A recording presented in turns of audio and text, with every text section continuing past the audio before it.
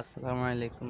আজকে আপনাদেরকে দেখাবো আমাদের বাড়ি এবং আমাদের এলাকার আশেপাশে পানির পরিস্থিতি কিরকম। আলহামদুলিল্লাহ পানি একটু পরিমাণে কমছে, কিন্তু এখনো পুরোপুরি পানি শেষ হয় নাই। আর এই পানি শেষ না হওয়ার কারণে এখন আরো বেশি সমস্যার মধ্যে পড়তেছি আমরা। এখন এই পানিগুলি শেষ হয়ে এখানে কাদাগুলি বেশ ভালোভাবে জমে গেছে, যার কারণে হাঁটতে অনেক পরিমাণে সমস্যা হয়। আর এটা হচ্ছে আমাদের বাড়ির মূল রাস্তা। এই রাস্তাটার অবস্থা বর্তমানে খুবই সিরিয়াস, কারণ এই রাস্তাটার মধ্যে পানি শুকায় যাওয়ার কারণে এখন এখানে কাদার এমন অবস্থা হয়েছে যে আমরা ধান লাগানোর সময় জমি যে অবস্থা হয় ঠিক সেই রকম অবস্থা হয়েছে, যার কারণে এখন এটা দিয়ে হাঁটা আরও খুব বেশি কষ্টকর। আপনারা একটু অবস্থাটা দেখেন এটার কি অবস্থা হয়েছে।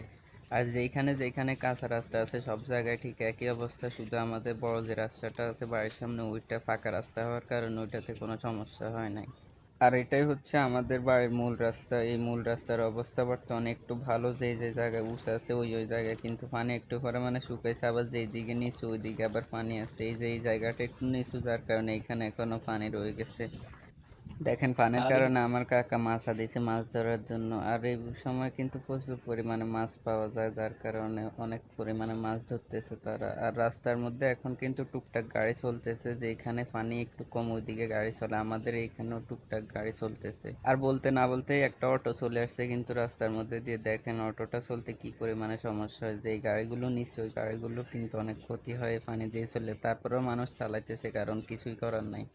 আর এখানে রাস্তার উপর দেখেন কত বড় একটা ঝোঁক, আর এই বন্যার মধ্যে কিন্তু প্রচুর পরিমাণে ঝোঁক হয়েছে। আমরা যারা রাস্তার মধ্যে হাঁটে আমাদেরকে প্রায় ঝোঁকগুলা ধরে।